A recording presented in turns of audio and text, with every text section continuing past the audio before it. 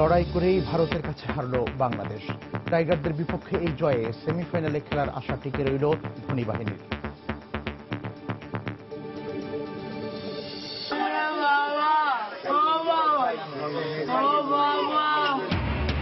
নির্বাচনী সহিংসতায় আহত 2 জনের মৃত্যু, নিহতের সংখ্যা দাঁড়ালো 9। কমিশনের অসহায়ত্ব প্রকাশ পরিস্থিতিকে সংঘাতময় করেছে বলছেন বিশ্লেষকরা। ভিডিও কনফারেন্সে আন্তর্দেশীয় গ্রিড সংযোগ উদ্বোধন, শেখ হাসিনা বললেন পূরণ হল প্রতিশ্রুতি। বঙ্গবন্ধু স্যাটেলাইট উৎক্ষেপণে একসঙ্গে কাজ করতে চান নরেন্দ্র মোদী। রিজার্ভের অর্থ চুরিতে সম্পৃক্ততার অভিযোগে দীর্ঘ ছুটিতে গেল রিজার্ভ ব্যাংক প্রধান লরেন্দ্র। পারস্পরিক সহায়তায় চুরি যাওয়া অর্থ ফিরিয়ে আনা সম্ভব বলছেন অ্যাটর্নি জেনারেল। এবং 4 বছরে 2বার রেলের ভাড়া বাড়লেও বাড়েনি সেবা, যাত্রীদের তীব্র ক্ষোভ। ভিতরে ঢুকার কোনো অবস্থাই নাই, এর জন্য প্রতিদিন জীবনে ঢুকে নিয়ে যাতায়াত করতে হয়। 35 টাকার সেবাটাই তো 45 টাকা, এখানে তো সেবার মানটা তো আর বাড়ানো হয় নাই।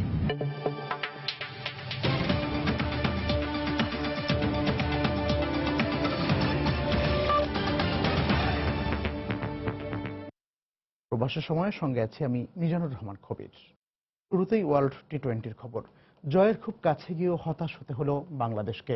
ভারতের বিপক্ষে লড়াই করেও শেষ পর্যন্ত 1 রানের হারের আক্ষেপ নিয়ে মাঠ ছেড়েছে টাইগাররা। রুদ্ধশ্বাসী জয়ে আসরে টিকে রইল স্বাগতিক ভারত। বেঙ্গালুরুতে টস হেরে আগে ব্যাট করে 7 উইকেট 146 রান করে ভারত। জবাবে 9 উইকেটে 145 রানে থামে বাংলাদেশ। ম্যাচ সেরা হয়েছেন ভারতের রবিচন্দ্র অশ্বিন। ভারতের বেঙ্গালুরু থেকে মিজানুর রহমান মিন্টুর ক্যামেরায় হুমায়ুন কবির রোজের ম্যাচ রিপোর্ট। 6 বলে প্রয়োজন 11 রান। শ্বাসরুদ্ধকর অবস্থায় পুরো ক্রিকেট দুনিয়া। স্নায়ুচাপের ওই সময় পরপর 2 বাউন্ডারি হাঁকিয়ে জয় প্রায় নিশ্চিতই করেছিলেন মুশফিকুর রহিম, কিন্তু পারলেন না তিনি। তার আউটের পরপর ভরসার নাম মাহমুদুল্লাহ আউট হলে নাটকীয়ভাবে 1 বলে দরকার 2 রান, কিন্তু ক্রিকেট বিধাতা বাংলাদেশের কপালে রাখিনি জয়। তাই টি20তে ভারতের বিপক্ষে জয়ের খুব কাছে গিয়েও জয়টা চলে গেল দূর, বহুদূর। এর আগে ব্যাটিংয়ে নেমে বাংলাদেশের নিয়ন্ত্রিত বোলিংয়ে ঠেলাগাড়ির গতির মতো এগোতে থাকে ভারতের রানের চাকা। তাই রান তোলার গতি বাড়াতে গিয়ে কাটার মাস্টার মুস্তাফিজে কাটা পড়েন রোহিত শর্মা। কিছু সময়ের ব্যবধানে সাকিবের ভেলকিতে একই পথের পথিক্ষণ শিখর ধাওয়ানো। 45 রানের 2 উইকেট হারানোর পর রানের গতিতে প্রাণ ফেরানোর জান প্রাণ চেষ্টা কোহলি ও রায়নার। তবে রান মেশিন কোহলি 24 রানে কাটা পড়েন শুভাগতর স্পিন ফাঁদে। এরপর সর্বোচ্চ 30 রান করা রায়নার রান তোলার বায়না থেমেছে আলামিনের গতির কাছে। পান্ডেও পারেননি কোনো কাণ্ড ঘটাতে। শেষের দিকে অধিনায়ক ধোনির ব্যাটের দিকে তাকিয়েছিল পুরো ভারত, কিন্তু বাংলার বোলাররা বেশি দূর এগোতে দেননি। তাই ধোনির 13 ও জাদেজার 12 রানে 146 রানের পুঁজি পায় স্বাগতিকরা। জবাব দিতে নেমে শুরুতেই মিঠুনকে হারিয়ে হোঁচট খায় বাংলাদেশ। ওই হোঁচটে যেন গর্জে উঠল আহত বাঘ তামিম ইকবাল। তার ব্যাটিং তাণ্ডবে এলোমেলো হয়ে পড়ে বুমরা, নেহেরারা। সাব্বিরের পাওয়ার শটের দর্শন মিলল বেশ, কিন্তু দারুণ খেলতে থাকা তামিম 35 রানে আউট হবার পরপরই 26 রানের ঘরে ফেরেন সাব্বিরও। এরপর বাংলার জান সাকিব আল হাসানের স্বপ্নবাজ হয়ে ওঠে বাংলাদেশের ক্রিকেট পিয়াসীরা, কিন্তু দারুণ খেলতে থাকা সাকিব 22 রানে থামলে জমে ওঠে ম্যাচ। পরে দাপটে ব্যাটিং করতে থাকা সৌম্য আউট হলে পাল্টে যায় ম্যাচের রং। আর শেষের গল্পটা তো সবারই জানা। তাই প্রশ্ন উঠল, এত লম্বা ব্যাটিং লাইন আপ নিয়েও কেন হতাশার সাথে সূক্ষ্মতা গড়তে হলো বাংলাদেশকে? নানা ঘটনা আর এশিয়া কাপের ফাইনালে হেরে যাওয়ার প্রতিশোধ নেওয়ার একটা দারুণ সুযোগ পেয়েছিল বাংলাদেশ, কিন্তু ব্যাটসম্যানদের ব্যর্থতায় তা আর হয়ে উঠল না। আর তাই এই ফরম্যাটে অপ্রতিরোধ্যই থেকে গেল ভারত। চেন্নাই সময় স্টেডিয়াম থেকে হুমায়ুন কবির রোজ, সময় সংবাদ, বেঙ্গালুরু, ভারত। মাত্র 1 রানে হারের এই আগুন কতদিন যে পোড়াবে 16 কোটি বাংলাদেশিকে তা কেউ জানে না। ম্যাচ শেষেও যা স্পষ্ট ছিল, বাংলাদেশ অধিনায়ক মাশরাফির চোখে মুখে। হাতের মুঠোয় থাকা ম্যাচ হেরে হতাশ টাইগার অধিনায়ক। আর ফসকে যাওয়া ম্যাচ জিতে ভারতের অধিনায়ক ধোনি খুশি হলেও তার কণ্ঠে ছিল টাইগারদের প্রশংসা। Bowlers have done a great job during the bowling time, and batters, yes, we are on top till last 3 balls, and we could have been take the singles and do something else, you know. But anyway, it's bad luck. We can't do anything about it. Last 3 balls we lost 3 wickets, and we need only 2 runs from 3 balls. So, you know, end of the match we have been there. শেষ মুহূর্তে অনেক কিছু ভাবছিলাম। মাহমুদুল্লাহ সাহসী shot খেলেছিল, কিন্তু cricket এমনই, ভুল থেকে শিক্ষা নেয় ব্যাটসম্যানরা। ছক্কা হলে পুরো বিষয়টি ভিন্ন হতো। শেষ ওভার করার সময় বোলারকে বলেছিলাম সবকিছু ভুলে যাও, তোমার কয়েকটি ভালো বল আর ম্যাচটি হবে আমাদের। এবার অন্যান্য প্রসঙ্গ। ইউনিয়ন পরিষদ নির্বাচনী সহিংসতায় নিহত 9 জনের পরিবারে এখন শুধুই আহাজারি। পিরোজপুরের মঠবাড়িয়ায় নিহত 5 জনের স্বজন ও এলাকাবাসীর অভিযোগ, আইন শৃঙ্খলা রক্ষা বাহিনী নির্বিচারে গুলি চালানোর কারণেই তাদের মৃত্যু হয়েছে। ঘটনা তদন্তে আলাদা 2টি কমিটি গঠন করেছে জেলা প্রশাসন ও পুলিশ। কক্সবাজার ও বগুড়ায় সংঘর্ষের ঘটনায় আহত আরও 2 জন বুধবার সকালে মারা যান। এ নিয়ে নিহতের সংখ্যা বেড়ে দাঁড়ালো 9। জেলা প্রতিনিধি ও প্রতিবেদকদের পাঠানো তথ্য ছবি নিয়ে ডেস্ক রিপোর্ট। আমার ছেলেরে গুলি করছে বিনা অপরাধে, কোনো সান্ত্বনাই থামাতে পারছে না সন্তান হারানো এ মায়ের আর্তনাদ। গতকাল সকালে ছেলে সোহেল সুস্থভাবে পিরোজপুরের ধানিসাফা ইউনিয়নের ভোট কেন্দ্রে ভোট দিতে যায়, কিন্তু কিছুক্ষণ পর মৃত্যুর খবর স্তব্ধ করে দেয় পরিবারকে। একই ভোট কেন্দ্রে সংঘর্ষের সময় নিহত হয় একই গ্রামের শাহাদাত, কামরুল, বিল্লাল ও সোলাইমান নামে আরো 4 জন। তাদের পরিবারেও একই চিত্র। স্বজনদের আহাজারিতে পুরো গ্রামে নেমে এসেছে শোকের ছায়া। বিচার চাই, আমার বাবার বিচার চাই, আমার বাবার জীবন শুরু হইতে শেষ হয়ে গেছে।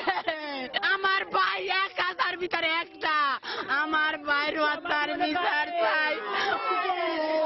এদিকে ভোট কেন্দ্রে সংঘর্ষ নয়, বরং আইন শৃঙ্খলা বাহিনীর দায়িত্বহীনভাবে চালানো গুলিতে তাদের মৃত্যু হয়েছে বলে দাবি প্রত্যক্ষদর্শী ও এলাকাবাসীর। আমরা কোনো উচ্ছৃঙ্খল ওখানে করিনি। এই ঘরের যে ছেলেটা সোলাইমান আমার সাইডে দাঁড়ানো ছিল, ওর গায়ে প্রথম গুলিটা লাগছে। গুলি আর গুলি খই ভরে কি তার চাইতেও বেশি চালাইছে, চালাইয়ে লাশের উপরে রাস্তা গাড়িটা নিয়ে উঠিয়া গুলি চালাই তো সেল দিকে। তবে গুলি করার বিষয়টি স্বীকার করেছেন জেলা নির্বাচন কর্মকর্তা। প্রিজাইডিং অফিসার কর্তৃক কিছু ব্যালট পেপার অবৈধ ঘোষণা করা হয়, এই কারণে পরিস্থিতি নিয়ন্ত্রণের বাইরে চলে যায়। বাইরে যাওয়ার কারণে সেখানে যে আইন শৃঙ্খলা রক্ষাকারী বাহিনী তারা পরিস্থিতি নিয়ন্ত্রণ আনার জন্য গুলির আদেশ দেয়। এতে প্রায় 5 জন লোক মারা যায়। এদিকে দুপুরে ঘটনাস্থল পরিদর্শন শেষে তদন্ত করে ব্যবস্থা নেওয়ার কথা জানিয়েছে বরিশাল রেঞ্জের ডিআইজি। বাচ্চার লোক মারা গেল, কতটুকু ইনজুরি হয়েছে, এটা তো কাম্য নয়। রুলস অফ বিচার টার্মস অফ রেফারেন্সে যেগুলো আছে সবগুলো খতিয়ে দেখা হবে। আমরা এগুলো দেখে পরবর্তী পর্যায়ে আমরা ঊর্ধ্বতন কর্তৃপক্ষ সিদ্ধান্ত দিবেন। এদিকে কক্সবাজারের টেকনাফে নির্বাচনের ফলাফল ঘোষণাকে কেন্দ্র করে আলাদা সংঘর্ষে নিহত হয়েছেন 3 জন।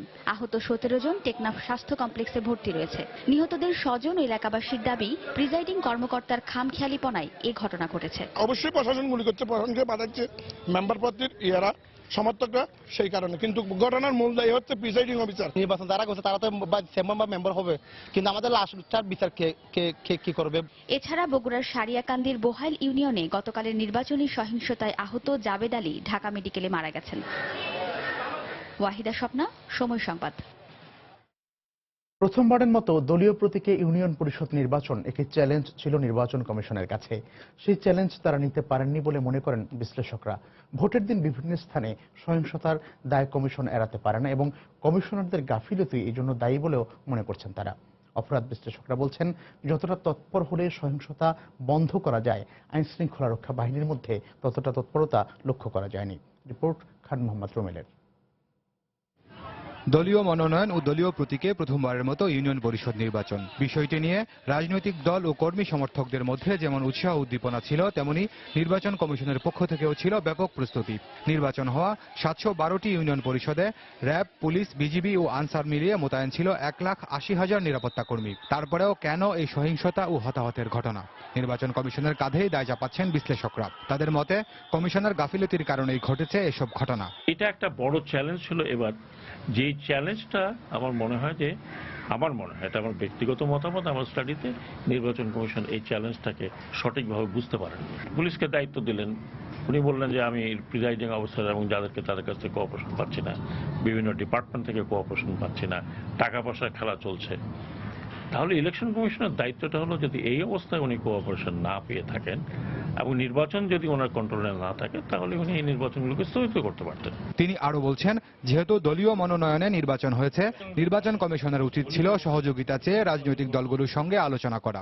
এখন তো এটা দলীয় নির্বাচন, কাজে দলের সাথে তো কথা বলা উচিত ছিল, তাদের কোঅপারেশনের যেমন দরকার ছিল, তেমনি তাদেরকে কোঅপারেশন তাদের কাছ থেকে আদায় করা দরকার ছিল। অন্যদিকে অপরাধ বিশ্লেষকদের মতে নির্বাচনে জয়ী হতে প্রার্থীদের মরিয়া মনোভাবের কারণেই পেশিশক্তির ব্যবহার হয়, যার ফলাফল এই সহিংসতা। নির্বাচন কমিশন যথেষ্ট শক্তিশালী নয় একটা বিষয়, আর একটা হচ্ছে যে আপনার আইন শৃঙ্খলা রক্ষাকারী বাহিনীর তরফ থেকে যে সহযোগিতা কিংবা তারা যতটা তৎপর হলে সক্রিয় হলে এই সমস্ত সহিংসতা এবং সন্ত্রাসকে প্রতিরোধ করা সম্ভব সেটা আমরা দেখতে পাচ্ছি। তারা আরো বলেন, শুধু নির্বাচন নয়, যে কোনো সময়ের জন্যই আইন শৃঙ্খলা রক্ষা বাহিনী সহ পুরো প্রশাসনকে প্রভাবমুক্ত হয়ে কাজ করতে দিতে হবে। তা না হলে এ ধরনের পরিস্থিতির পরিবর্তন সম্ভব নয়। খান মোহাম্মদ রুমেল, সময় সংবাদ, ঢাকা। ইউনিয়ন পরিষদ নির্বাচনের প্রথম ধাপে ৭৪% ভোট পড়েছে বলে জানিয়েছেন কমিশন সচিব মোহাম্মদ সিরাজুল ইসলাম। বুধবার দুপুরে নিজ কার্যালয়ে তিনি সাংবাদিকদের কথা জানান। তিনি আরো বলেন, দায়িত্ব অবহেলার কারণে সাতক্ষীরার এসপি সহ 5 ওসিকে কমিশনে তলব করা হয়েছে।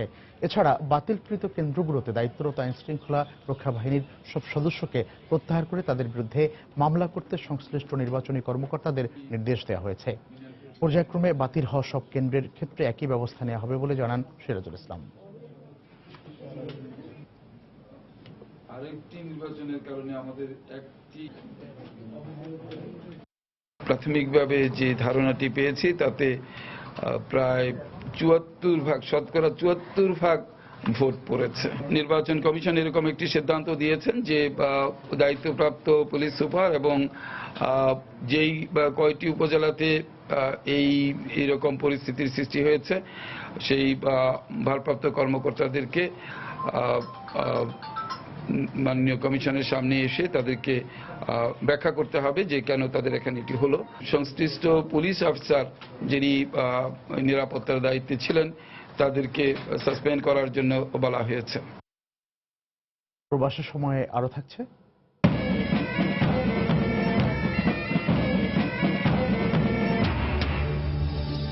পতাকা উৎসবের সোহরওয়ার্দী উদ্যানে বর্ণাঢ্য আয়োজন। স্বাধীনতার চেতনা নতুন প্রজন্মের মাঝে ছড়িয়ে দেওয়ার অঙ্গীকার।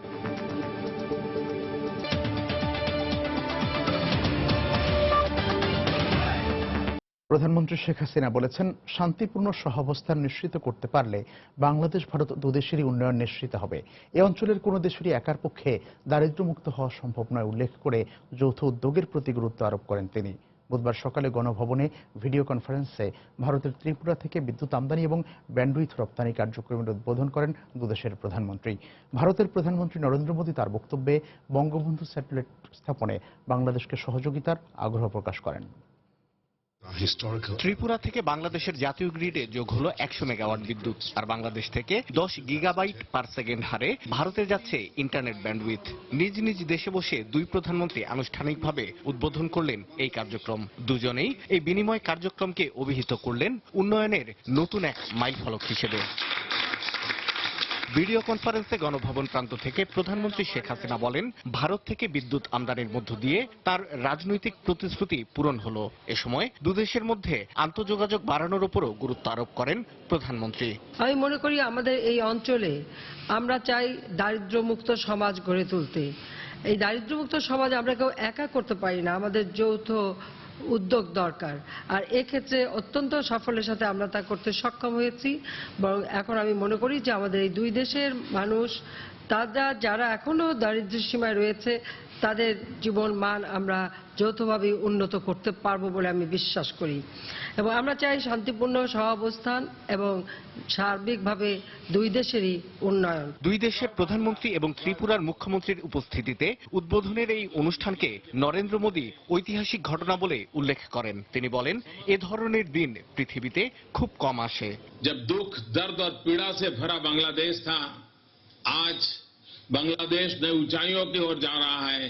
तब भी हम कंधे से कंधा मिला करके অতীতের যে কোনো দুঃসময় ভারত যেভাবে বাংলাদেশের পাশে ছিল, সামনেও ঠিক একইভাবে আমরা বাংলাদেশের পাশে থেকে কাজ করতে চাই। প্রতিবেশী দেশ হিসেবে দুই দেশের এই সম্পর্ক পৃথিবীর জন্য এক দৃষ্টান্ত।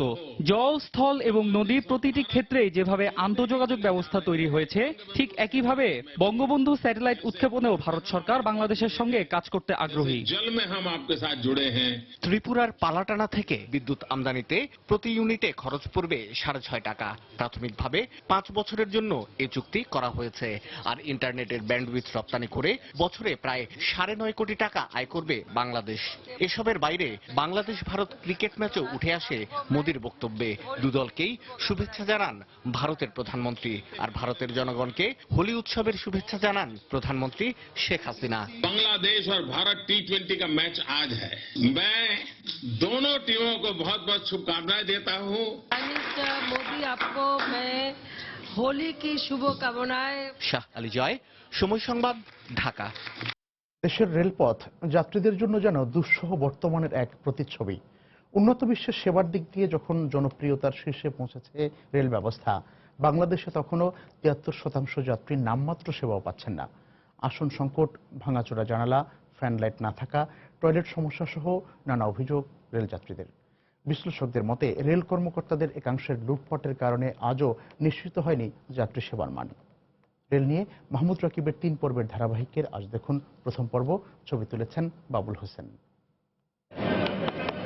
স্টেশনে থামতে যাত্রীদের ট্রেনে ওঠার এই নিরন্তর প্রচেষ্টা। কোনো মতে ঠেলে ঠুলে ট্রেনে এক পা রাখতে পারলেই যেন বিজয়। এরপর নির্দিষ্ট গন্তব্যস্থলে ট্রেনের বাইরে ঝুলে যেতেও প্রস্তুত এই যাত্রীরা। দেশের প্রায় সব রুটে রেলের চিত্র এখন এমনই। গত 4 বছরে 2 বার ভাড়া বাড়লেও বাড়েনি যাত্রী সেবার মান। শুনতে অবাক মনে হলেও দেশের বিভিন্ন প্রান্ত থেকে ছেড়ে আসা লোকাল ট্রেনে সর্বোচ্চ বগির সংখ্যা মাত্র 4টি। ফলে কাঙ্ক্ষিত সেবার মান না পেয়ে নিরুপায় হয়ে এসব যাত্রীরা রেলে চলাচল করছেন জীবনের ঝুঁকি নিয়েই। ভিতরে ঢুকার কোনো অবস্থাই নেই। এই জন্য প্রতিদিন জীবনের ঝুঁকি নিয়ে যাতায়াত করতে হয়। এত ভিড়ের মধ্যে কি যাতায়াত করা যায়? আর ট্রেনের মাত্র 2টা বগি দিয়েছে। এর আগে যদি 4-5টা যদি দিত তাহলে কি এত কষ্ট হইতো? ট্রেনে কোনো টাইমের শিডিউল নাই। 35 টাকার সেবাটাই তো 45 টাকা। এখানে তো সেবার মানটা তো আর বাড়ানো হয় নাই। সিট ছেঁড়া, ভাঙ্গা, টয়লেটে যাওয়া যায় না, দুর্গন্ধ, তারপরে ময়লা, পানি নাই। ফ্যান এবং লাইটের যে কানেকশন গুলো, ওগুলো অবস্থা খুবই খারাপ। প্রতিটা তারের জোড়াগুলো খোলা। বাংলাদেশ যাত্রী কল্যাণ সমিতির মতে স্বাধীনতার পর দেশের সব সেক্টরে উন্নতি হলেও রেলের ক্ষেত্রে হয়েছে তার উল্টা। রেলের গতি কমেছে, বগি কমেছে, কিন্তু যাত্রী কমেনি। যাত্রী বরঞ্চ বেড়েছে। যাত্রী সেবার মান উন্নয়নের ব্যাপারে কোনো গবেষণার চাল নেই। স্বাধীনতার পর থেকেই রেলপথের উপরে ইনভেস্টমেন্ট সবচেয়ে কম। এইগুলো যদি পর্যায়ক্রমে স্বাধীনতার পর থেকে আস্তে আস্তে নেওয়া হতো তাহলে আমরা কিছু সুফল এখন পেতাম। দুর্ভোগের কথা স্বীকার করে তার সমাধানে এ মাসের শেষের দিকে ভারত ও ইন্দোনেশিয়া থেকে প্রায় 300 নতুন বগি আসছে বলে জানালেন বাংলাদেশ রেলওয়ে কর্তৃপক্ষ। যেহেতু অতীতে রেলকে অবজ্ঞা করা হয়েছে, সেই জন্য সেবার মান কাঙ্ক্ষিত পর্যায়ে বাড়ে নাই। ক্যারেজগুলো অত্যন্ত পুরাতন, রিপ্লেস করা দরকার, কিন্তু আমাদের হাতে ক্যারেজ নাই। ইন্দোনেশিয়া থেকে 150টা যাত্রীবাহী ক্যারেজ পেতে যাচ্ছি। ভারত থেকে আমরা 120টা যাত্রীবাহী ক্যারেজ সংগ্রহ করতে শুরু করেছি।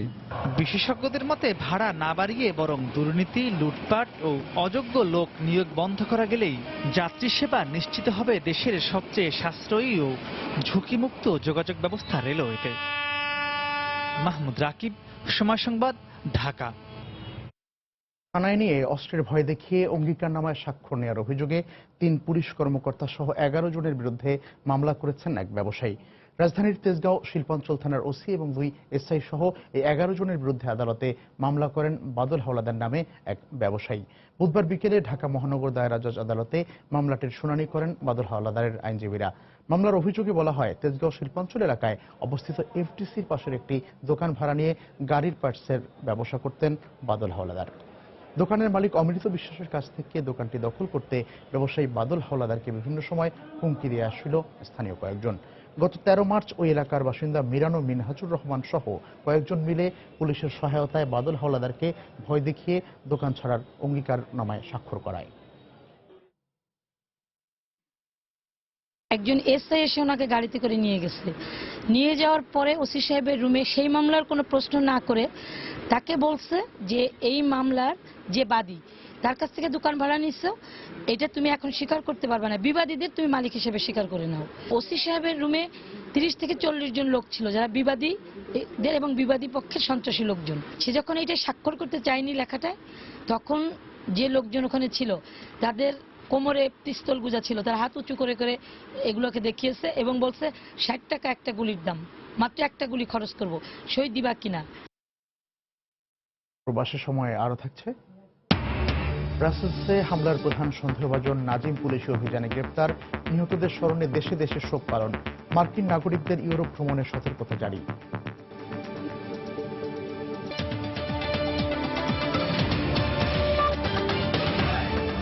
বাংলাদেশের রিজার্ভের অর্থ পাচারের ঘটনায় সম্পৃক্ততার অভিযোগ নিয়ে দীর্ঘদিনের ছুটিতে গেলেন ফিলিপিন্সের রিজাল কমার্শিয়াল ব্যাংকিং কর্পোরেশন আরসিবিসি ব্যাংকের প্রধান লরেঞ্জো তান। ব্যাংকটির পরিচালকদের বোর্ড সভায় ছুটির অনুমোদন দেওয়া হয়।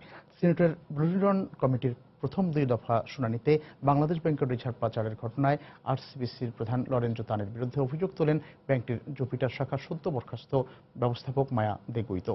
সিনেটের রুদ্ধদ্বার শুনানিতে তিনি জানান, রিজার্ভ চুরির ঘটনার প্রধান অভিযুক্ত চীনা ব্যবসায়ী কিম অং এর সাথে লরেঞ্জো তানের বন্ধুত্বপূর্ণ সম্পর্ক রয়েছে। এছাড়াও জুপিটার শাখার 4টি ভুয়া অ্যাকাউন্ট খোলা সহ অর্থ পাচারে লরেঞ্জো তান কিম অংকে সহায়তা করেন বলেও শুনানিতে জানান মায়া দেগুইতো। আগামী 29 মার্চ এই ঘটনায় সিনেটের ব্লুরিরন কমিটিতে 3য় দফা শুনানি অনুষ্ঠিত হওয়ার কথা রয়েছে।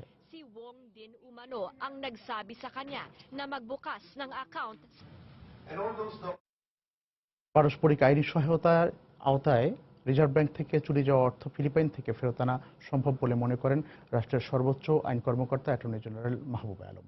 তবে এর আগে অবশ্যই বাংলাদেশ এবং ফিলিপিন্সের অপরাধীদের শনাক্ত করে আইনের আওতায় আনতে হবে। সরকার চাইলে অ্যাটর্নি জেনারেল কার্যালয় ফিলিপাইন থেকে টাকা ফিরিয়ে আনার প্রক্রিয়া শুরু করবেন বলেও জানিয়েছেন মাহবুবে আলম। রিপোর্ট আফজাল হোসেনের।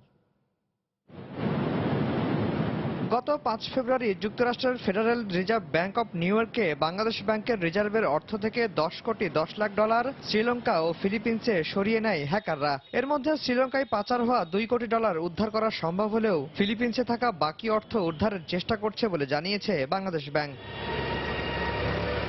এমন প্রেক্ষাপটে চুরি যাওয়া অর্থ কিভাবে ফেরত আনা যায় এ নিয়ে চলছে আইনি ব্যাখ্যা বিশ্লেষণ। অ্যাটর্নি জেনারেল বললেন, অর্থ ফেরত আনার 2টি আইনি প্রক্রিয়ার কথা, তবে এর আগে অবশ্যই অপরাধীদের শনাক্ত করতে হবে। সেই বিদেশি রাষ্ট্র যদি কিছু অর্থ বা সম্পূর্ণ অর্থ কোনো রকম ট্রেস করতে পারে, তারা যদি জব্দ করতে পারে, তখন পররাষ্ট্র মন্ত্রণালয়ের মাধ্যমে আমরা নানা রকম যোগাযোগ করে এটা যে আমাদের অর্থ এটা প্রমাণ করে টাকাটা আমরা ফেরত নিতে পারি।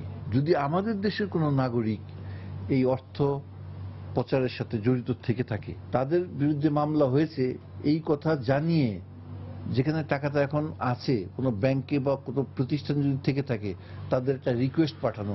আসার কথা হলো, এরই মধ্যে $8,10,00,000 চুরির দায়ে ফিলিপিন্সের ব্যবসায়ী কিম অং এবং চীনা নাগরিক ওয়েকাংজুর বিরুদ্ধে মামলা করেছে ফিলিপিন্স কর্তৃপক্ষ। দেশেও তদন্তের অগ্রগতি রয়েছে। অ্যাটর্নি জেনারেল জানান, সরকার চাইলে এখনই আইনি এ প্রক্রিয়া শুরু করতে চান তিনি। আন্তর্জাতিক আইনের এটা তারা প্রত্যেকটি রাষ্ট্রই কিন্তু এই সমস্ত অনুরোধে সাড়া দেয়, আমরাও সাড়া দিয়েছি। ফর্মাল রিকোয়েস্টটা তো যাবে অ্যাটর্নি জেনারেল অফিস থেকে, এখানে অন্যান্য এজেন্সি ইনভলভ থাকবে। পারস্পরিক আইনি সহায়তার আওতায় এর আগে বাংলাদেশে পাচার হওয়া টাকা যুক্তরাষ্ট্রকে ফেরত দেওয়া হয়েছে বলেও জানান তিনি। আফজাল হোসেন, সময় সংবাদ, ঢাকা। দেখছেন প্রবাসী সময়। সময় সংবাদে এক সপ্তাহের এই মাত্র পাওয়া খবর পাচ্ছেন মাত্র 5 টাকায়। দেশের পতাকা, জাতীয় সঙ্গীত ও স্বাধীনতার চেতনা নতুন প্রজন্মের মাঝে ছড়িয়ে দেওয়ার আহ্বান জানিয়েছেন বিশিষ্টজনেরা। আনুষ্ঠানিকভাবে পতাকা উত্তোলনের দিনটিতে রাজধানীর সোহরাওয়ার্দী উদ্যানে এক বর্ণাঢ্য অনুষ্ঠানে তারা বক্তব্য রাখেন।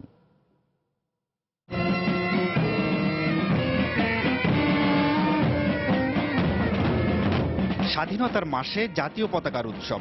বিভিন্ন স্কুলের ক্ষুদে শিক্ষার্থীদের নিয়ে উৎসবের শুরুতেই র্যালিতে অংশ নেন বিশিষ্টজনেরা।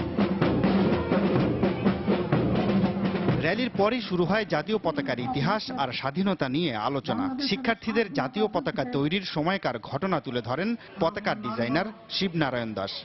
বাংলাদেশ বললে পশ্চিম বাংলাও বোঝায়, একটি বিভ্রান্তি দেখা দেওয়ার আশঙ্কা থাকে।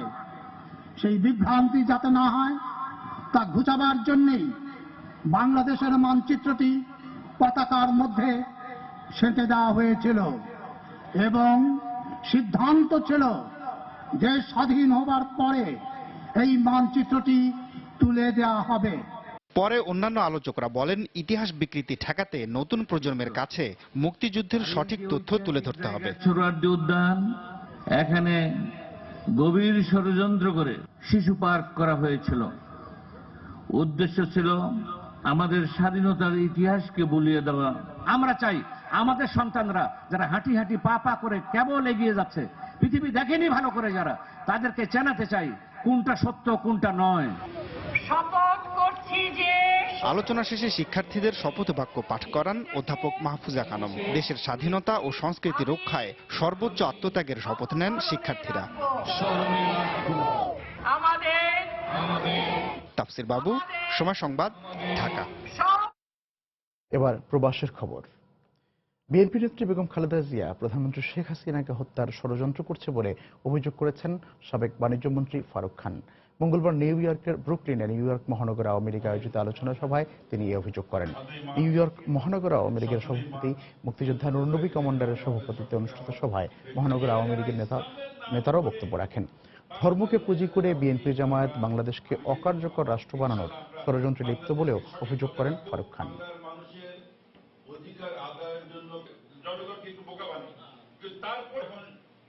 নির্বাচন হলো তখন মালদ্বীপ এবং জাতিসংঘ তাদের একটা এক্সপার্ট টিম করেছে, হওয়া উচিত। কারণ দীর্ঘদিন থেকে বেগম জিয়া সেদিন সুন্দর সুন্দর কথা বলেছেন, কিন্তু কথাগুলো যদি আপনারা ভালো করে অ্যানালাইজ করেন দেখবেন তার মধ্যে তার ষড়যন্ত্র আছে। আমরা আগামী নির্বাচন করব হাসিনা মুক্ত নির্বাচন। হাসিনা মুক্ত নির্বাচন মানে কি? তার মানে আবার সেই ষড়যন্ত্র, আবার বাংলাদেশ ষড়যন্ত্রের মাধ্যমে ক্ষমতা দখল করার চেষ্টা। সুতরাং আমাদেরকে সতর্ক থাকতে হবে, তাদের ষড়যন্ত্র বন্ধ হবে না। বিএনপি জামাত ষড়যন্ত্রকারী দল, বাঙালি জাতির সঙ্গে ষড়যন্ত্র। প্রথম দফায় ইউনিয়ন পরিষদে সরকার প্রহসনের নির্বাচন উপহার দিয়েছে বলে অভিযোগ করেছেন সংযুক্ত আরব আমিরাতের শারজা জিয়া পরিষদের নেতারা। সংগঠনটির উদ্যোগে শারজা বাইতি হোটেলে এক আলোচনা সভায় এই সরকারের অধীনে সুষ্ঠু নির্বাচন হতে পারে না বলেও তারা মন্তব্য করেন। শারজা জিয়া পরিষদের সভাপতি শাহাদাত হোসেন সুমনের সভাপতিত্বে ও জাকারিয়া রশিদের সঞ্চালনে অনুষ্ঠানে প্রধান অতিথি ছিলেন সংযুক্ত আরব আমিরাত বিএনপির সভাপতি মোহাম্মদ জাকির হোসেন। বিশেষ অতিথি হিসেবে বক্তব্য রাখেন জিয়া পরিষদের আহ্বায়ক প্রকৌশলী ফিরোজ কায়সার। স্থানীয় বিএনপির সহসভাপতি নুরুল আলম, শ্রমিক দলের সভাপতি প্রকৌশলী মাহে আলম, বিএনপি নেতা মোহাম্মদ মুসলিম, শাহেদ রাজ, মোহাম্মদ এরশাদ সহ বিভিন্ন নেতারা বক্তব্য রাখেন। অনুষ্ঠানে বক্তারা খালেদা জিয়ার হাতকে শক্তিশালী করে গণতন্ত্র পুনরুদ্ধারে সবাইকে ঐক্যবদ্ধ হয়ে কাজ করারও আহ্বান জানান।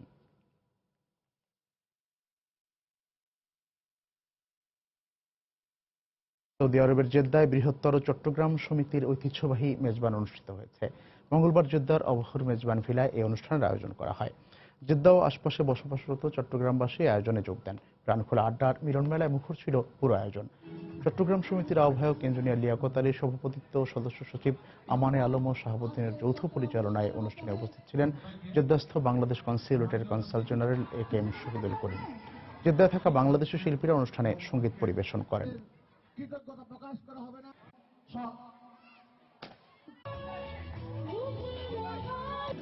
দেখছেন প্রবাসী সময়। আন্তর্জাতিক প্রসঙ্গ। ব্রাসেলসে সন্ত্রাসী হামলার প্রধান সন্দেহভাজন নাজিম লাশরাফিকে গ্রেপ্তার করেছে পুলিশ। বুধবার ব্রাসেলসের আন্দারলেক এলাকায় অভিযান চালিয়ে তাকে গ্রেপ্তার করা হয় বলে জানায় স্থানীয় সংবাদ মাধ্যম। বেলজিয়ামের রাজধানী ব্রাসেলস থেকে আরো জানাচ্ছেন আমাদের লন্ডন প্রতিনিধি শোয়েব কবির। ফ্রান্সের রাজধানী প্যারিসের ভয়াবহ বোমা হামলার ক্ষত শুকোতে না শুকোতেই আবারও বোমা হামলায় কেঁপে উঠল ইউরোপের অন্যতম ছোট দেশ বেলজিয়ামের রাজধানী ব্রাসেলস। সিরিজ বোমা হামলায় নিহত হয়েছে 34 জন এবং আহত হয়েছে প্রায় 250 শতাধিক। এই ঘটনাকে কালো দিবস হিসেবে আখ্যায়িত করে বেলজিয়ামে পালন করা হচ্ছে 3 দিনের শোক, আর এতে নিন্দা জানিয়েছেন বিভিন্ন দেশের রাষ্ট্রপ্রধানরা। পুরো বেলজিয়াম জুড়ে নেওয়া হয়েছে সর্বোচ্চ সতর্কতা এবং বিভিন্ন সীমান্তে বসানো হয়েছে নিরাপত্তা ব্যবস্থা। ইতিমধ্যেই নাজিম নামে একজনকে গ্রেপ্তার করা হয়েছে এবং অপর 2 সহোদর খালিদ ইব্রাহিমকে খুঁজছে বেলজিয়াম পুলিশ। আমরা কেউ জানি না কবে আবার সন্ত্রাসী হামলার শিকার হব। সন্ত্রাসবাদের হুমকি মোকাবেলায় ইউভুক্ত দেশগুলোর সম্পর্ক আরো সুদৃঢ় করতে হবে। অতীতের যে কোনো সময়ের চেয়ে ঐক্যবদ্ধ ভূমিকা রাখতে হবে। সন্ত্রাসবাদ শুধু বেলজিয়ামের সমস্যা নয়, এটা গোটা বিশ্বের সমস্যা। শান্তির প্রতিষ্ঠার লক্ষ্যে বিশ্ব নেতাদের সমস্যা সমাধানে পথ খুঁজে বের করা উচিত। আমি এখন দাঁড়িয়ে আছি ব্রাসেলসের জেভেন্টাম ইন্টারন্যাশনাল এয়ারপোর্টে, যেখানে প্রথম বোমা হামলায় নিহত হয়েছে প্রায় 11 জন। এখানে এখন বাড়তি সতর্কতা নেওয়া হয়েছে এবং কোনো বিমানেই অবতরণ বা উড্ডয়ন করছে না। জেভেন্টাম এয়ারপোর্টের সম্মুখ থেকে শোয়েব কবির, সময় সংবাদ। ভারতের পশ্চিমবঙ্গের বিধানসভা নির্বাচনে প্রধান দুই প্রতিপক্ষ তৃণমূল এবং বিজেপির হয়ে বেশ কয়েকজন সেলিব্রিটি প্রার্থী প্রতিদ্বন্দ্বিতা করছেন। রূপালী পর্দা কাঁপানো অভিনেতা অভিনেত্রী এবার রাজনীতির মাঠ দাপিয়ে বেড়াচ্ছেন। বুধবার ছিল ভারতে হোলি উৎসব। সরকারি ছুটির দিন হওয়ায় রঙিন দুনিয়ার এই মানুষগুলো প্রচারণায় রঙের উৎসবকে ভালোই কাজে লাগাতে পেরেছেন। কলকাতা প্রতিনিধি সুব্রত আচার্যের পাঠানো তথ্য ছবি নিয়ে ডেস্ক রিপোর্ট। না, এটা কোনো চলচ্চিত্রের দৃশ্য নয়। টালিগঞ্জের এই মুহূর্তের সবচেয়ে জনপ্রিয় অভিনেতা সোহম খোলা গাড়িতে চড়ে প্রচারণা চালাচ্ছেন। পশ্চিমবঙ্গের বাঁকুড়া জেলা থেকে মমতার দল তৃণমূলের প্রতীকে লড়ছেন এবার তিনি। শুধু সোহম নন, এবার তৃণমূলের হয়ে লড়ছেন ভারতীয় ক্রিকেট বোর্ডের সাবেক প্রেসিডেন্ট প্রয়াত জগমোহন ডালমিয়ার মেয়ে বৈশালী ডালমিয়া। হাওড়া থেকে প্রার্থী তিনি। বুধবার রঙের উৎসবে সামিল হয়ে ভোটারদের কাছে ভোট চাইলেন এই নব্য সেলিব্রিটি রাজনীতিক। প্রচারে নেমে মানুষের প্রচন্ড ভালোভাবে সাড়া পেয়েছি। যেখানেই যাচ্ছি সবাই খুব ভালোভাবে আমাকে নিচ্ছেন। বিজেপির পক্ষে এবার লড়ছেন জনপ্রিয় অভিনেত্রী রূপা গাঙ্গুলি এবং অভিনেতা জয় ব্যানার্জি। হাওড়া ও বীরভূম থেকে লড়ছেন এই দুজন। রঙের রাজনীতি আজকাল হয়, আমি ওসবে বিশ্বাস করি না। আমি সব রকম রং মনে নিয়ে আমি আজকে বসন্ত উৎসব করেছি। হোলি উৎসবে রাজনীতিকরাও বসেছিলেন না, তারা ওই দিন ভোটের প্রচারে ব্যস্ত সময় কাটান। আমি নিশ্চিত দমজুড়ের মানুষ বিগত দিনেও যেভাবে তাদের আশীর্বাদ দোয়া সবকিছু আমার উপরে সহযোগিতার হাত বাড়িয়ে দিয়েছিলেন, এবারেও আরো বিপুলভাবে দেবেন। হোলি উৎসবের মাত্র কয়েক ঘন্টা আগে ভারতের narodnews.com দ্বিতীয় দফায় স্টিং অপারেশনের ভিডিও ফাঁস করে শাসক তৃণমূল কংগ্রেসকে মারাত্মক বেকায়দায় ফেলেছে। স্টিং অপারেশন নিয়ে কলকাতা হাইকোর্টে করা দুটি জনস্বার্থ মামলার পরিপ্রেক্ষিতে মঙ্গলবার শুনানিতে ঘুষ না অনুদান এই নিয়ে তীব্র বিতর্ক হয়। গত সপ্তাহে ফাঁস হওয়া প্রথম ভিডিওতে দেখা যায় তৃণমূল কংগ্রেসের শীর্ষ কয়েকজন নেতা ঘুষ নিচ্ছেন। সময় সংবাদ, কলকাতা। খেলার খবরে আবারও ওয়ার্ল্ড টি20 প্রসঙ্গ। আরও একবার তীরে এসে ডুবল বাংলাদেশের জয়ের তরী। বেঙ্গালুরুর মাঠের টাইগার ভক্তরা ছাড়াও দেশে থেকে যারা খেলা দেখেছেন, জয়ের একদম কাছে গিয়েও হারের আক্ষেপে পড়ছেন সবাই। আমরা জেতা ছিলাম এই ম্যাচটাকে, এদের দায়িত্বজ্ঞানহীন ব্যাটিং এর কারণে আজকে পুরো বাংলা এরা যে হারেনি, পুরো বাংলাদেশটাকে হারিয়ে দিচ্ছে এরা ভারতের কাছে। কৌশলকে তাসকিনকে খেলতে দেয় নাই, এটা সারা বিশ্বাসকে নিন্দার ঝড় উঠেছে। কোচের কিছুটা দায় দায়িত্ব আছে, কোচের এত স্বাধীনতা দেওয়ার কোনো মানি হয় না। আজকে যদি নাসির থাকতো আমাদের রেজাল্টটা অন্যরকম হইতে পারতো। নাসির অনেক অভিজ্ঞ ছিল, সুভাগত হোম অভিজ্ঞ না। মুশফিক মাহমুদুল্লাহ বাংলাদেশ দলের অত্যন্ত অভিজ্ঞ দুইজন প্লেয়ার, তারা এই লাস্টের 3 বলে তাদের কেন 6 মারতে হবে? ভারতকে হারিতে পারতাম তাহলে আমরা মনে করতাম যে কাপ নিয়ে আসছি, মনে হইতো আমরা যে কাপ আমাদের ঘরে নিয়ে আসছি। এ পর্যায়ে শীর্ষ সংবাদ জানিয়ে দিচ্ছি আরেকবার। লড়াই করেই ভারতের কাছে হারল বাংলাদেশ। টাইগারদের বিপক্ষে এই জয়ে সেমিফাইনালে খেলার আশা টিকে রইল ধোনি বাহিনীর।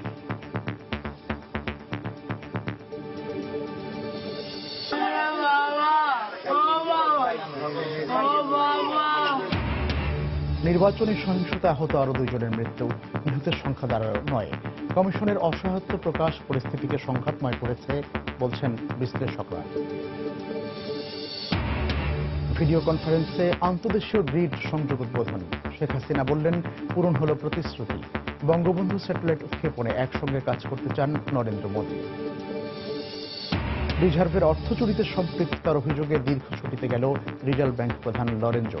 পারস্পরিক সহায়তায় চুরি যাওয়া অর্থ ফিরিয়ে আনা সম্ভব বলছেন অ্যাটর্নি জেনারেল। এবং 4 বছরে 2 বার রেলের ভাড়া বাড়লেও বাড়েনি সেবা, যাত্রীদের তীব্র ক্ষোভ। ভিতরে ঢুকার কোনো অবস্থাই নাই, এই জন্য প্রতিদিন জীবনে ঢুকে নিয়ে যাতায়াত করতে হয়। 35 টাকার সেবাটাই তো 45 টাকা, এখানে তো সেবার মানটা তো আর বাড়ানো হয় নাই। এই ছিল প্রবাসের সময়। যে কোনো খবর পেতে ভিজিট করুন সময় নিউজ টিভি। যে কোনো বাংলা লিংক রেডিও সিটিসেল নম্বর থেকে সময় সংবাদের খবর, অনুষ্ঠান সূচি জানতে এবং যে কোনো তথ্য সময় সংবাদকে জানাতে ডায়াল করুন 16242 নম্বরে। এছাড়া এইমাত্র পাওয়া খবর আপনার মোবাইলে পেতে SMS করুন স্টার্ট স্পেস SN লিখে পাঠিয়ে দিন 16242 নম্বরে। সঙ্গে থাকুন সময়।